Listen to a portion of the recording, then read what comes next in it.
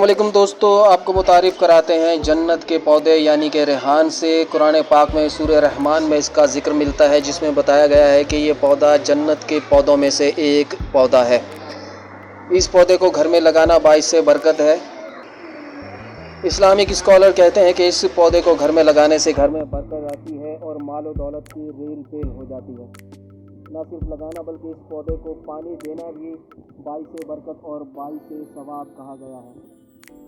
बाज़ार में आराम से 50 से लेकर 100, 150 और 200 रुपये में ये पौधा मिल जाता है गमले समेत। लिहाजा इस पौधे को घर में लाएं और अपने घर में बरकत लाएं।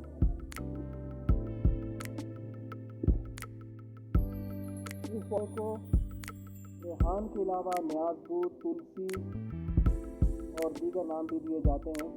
आपकी ज़ुबान में इस पौधे को क्या कहते हैं, कमेंट्स में ज़रूर बताइएगा और वीडियो को लाइक और सब्सक्राइब ज़रूर कीजिएगा।